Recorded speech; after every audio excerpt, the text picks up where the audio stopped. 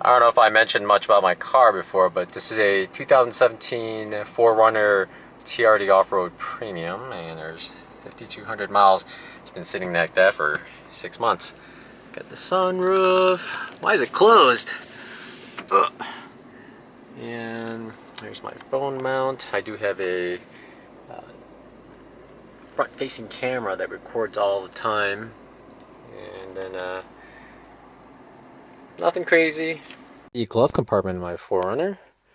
This tissue thing's useless, but there's a nice pen holder. But it's a big, nice open area. I used to have dividers in here and a little tray, but I'm going to install Mr. Locker Down. Oop. Locker Down.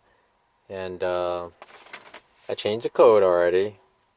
And I'm going to put it in. It's actually pretty easy. You just take out these two screws. They're 10 millimeter. Stick the safe in there. And then put in their longer bolts. And then bolt it down, and it's really almost impossible to pry it out unless you just rip this entire plastic off. It's quite a bit of work. So, alright, here we go. It helps having these little small ratchets.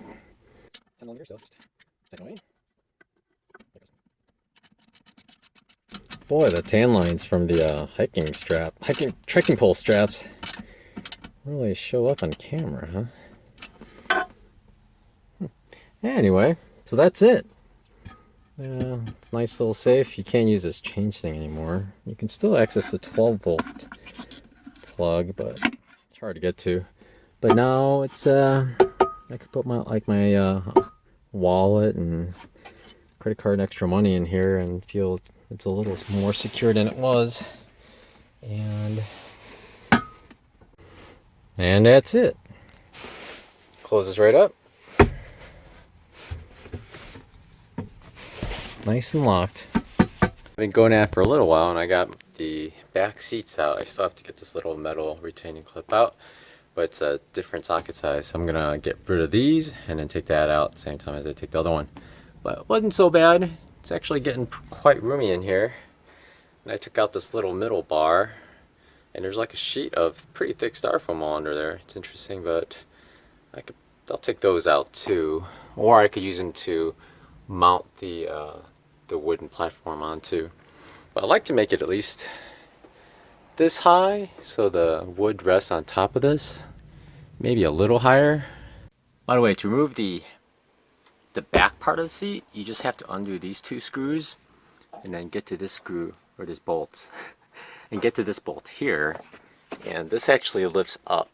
There's like a little hinge along here, and these bolts are pretty easy, and that's it. And in the front, there are just two bolts there, so 4 bolts to take out both sections, so not too hard. Oh, this could be a problem. I'll probably kick that quite a few times because I intend to put the platform this high and sleep right against the door.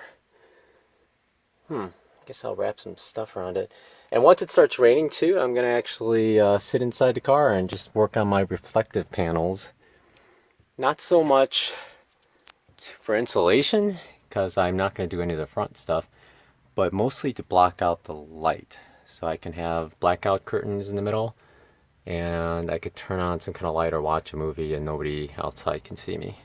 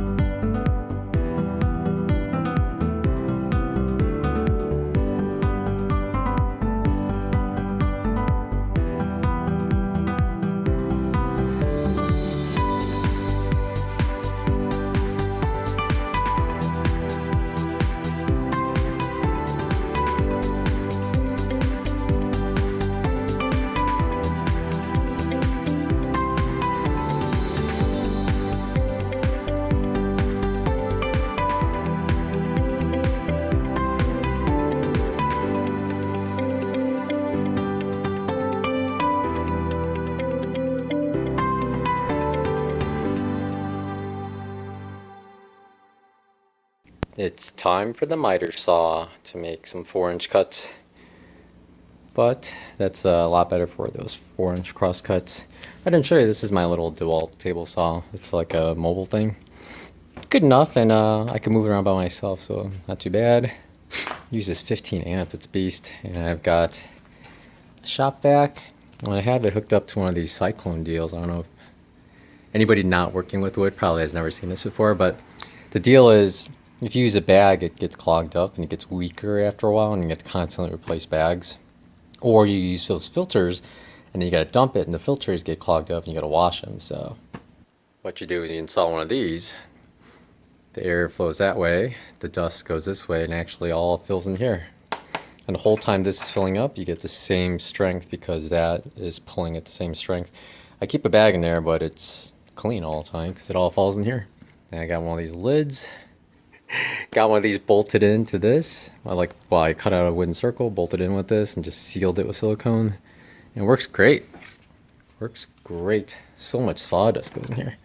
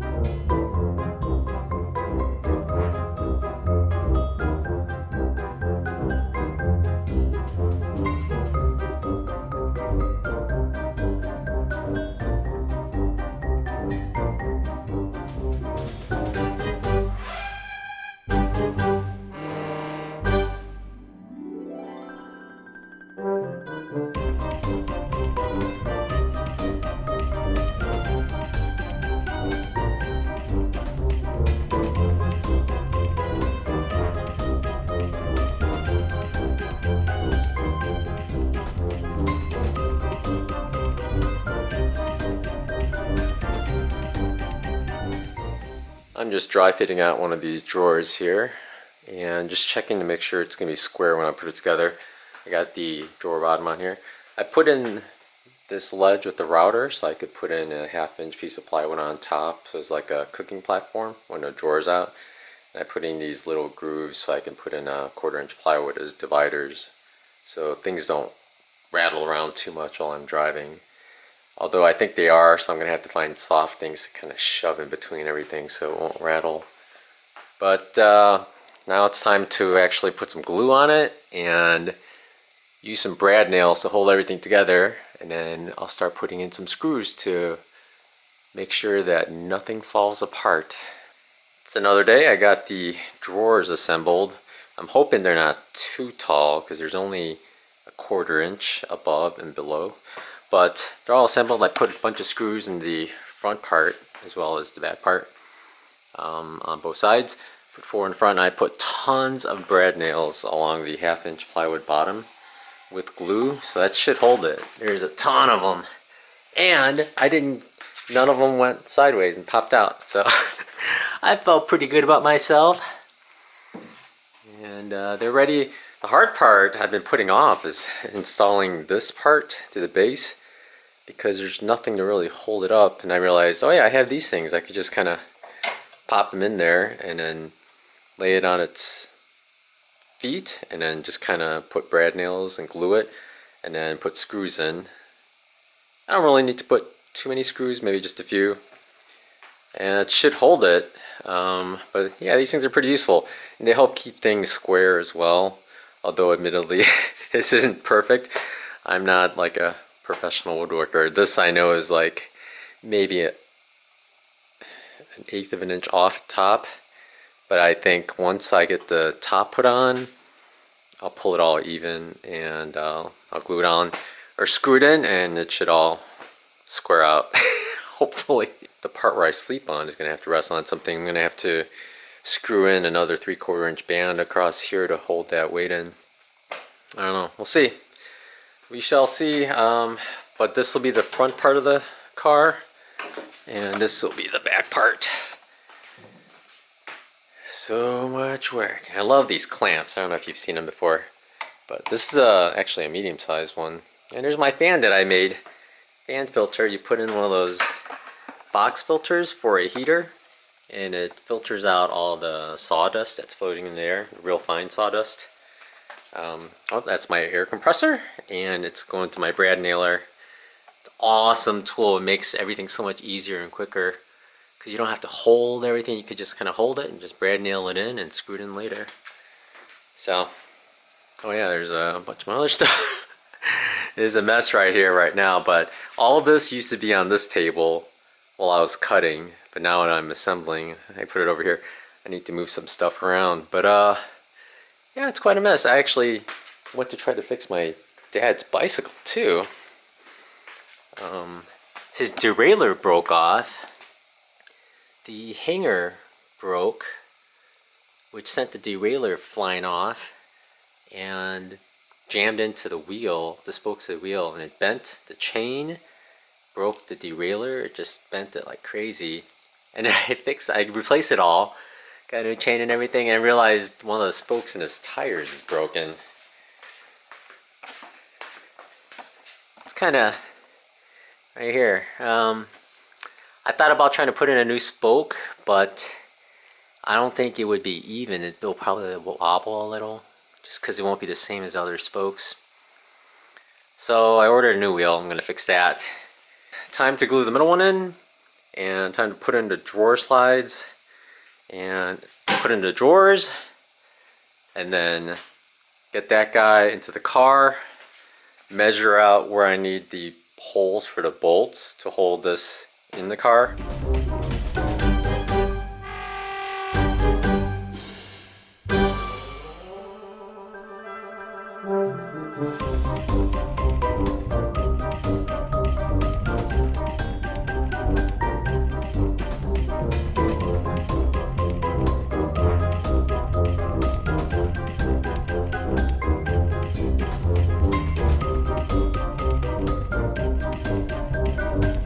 So far I have the two drawers set up, and I have this thing all mostly built, and these little ledges I'll have to explain some other time. I always make everything way more complicated than it needs to be, but I'm putting some polyurethane on top of this right now, and the face of the drawers, and these little 1/2-inch steels that are going on the top of the drawers. I do have my 1/4-inch divider panels all cut up. I'm not sure if I'm going to polyurethane those or not, but I may. And these are the tops. I'm going to have to put a protective coat on all these as well. I do have screw holes pre-built, pre-drilled, so they're mostly ready to go. I just have to put another coat on. I sanded them so they're nice and smooth. I just have to put a 3rd coat on now, and then that'll be it.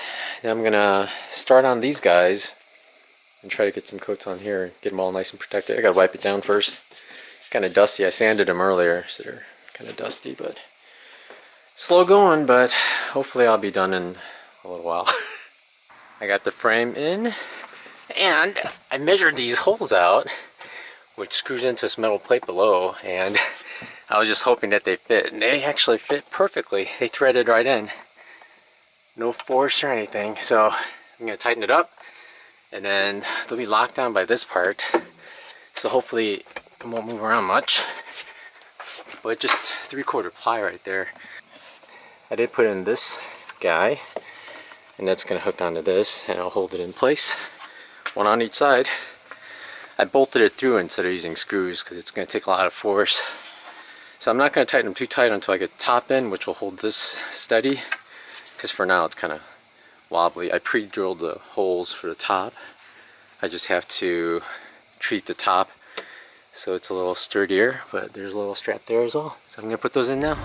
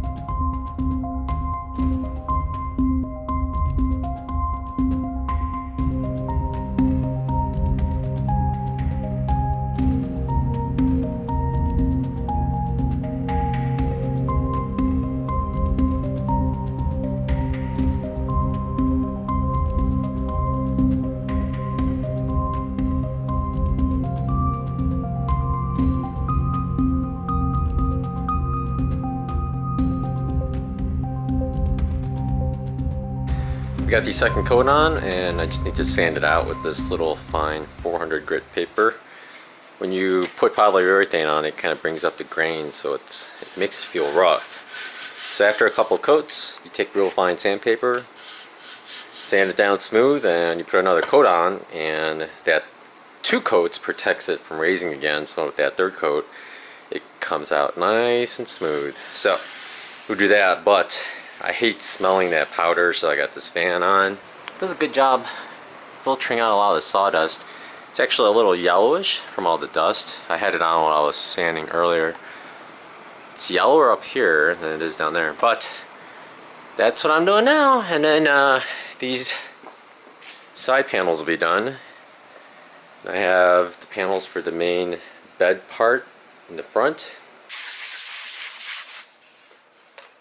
Smooth. Yeah.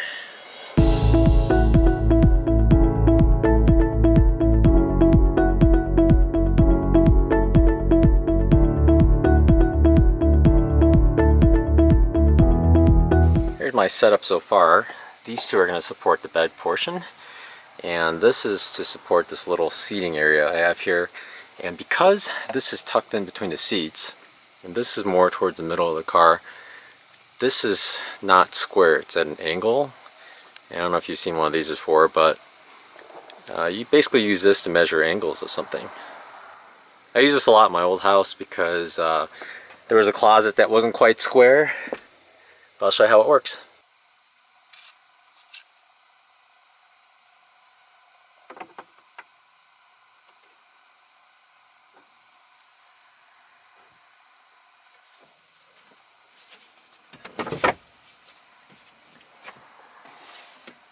Nice and flush.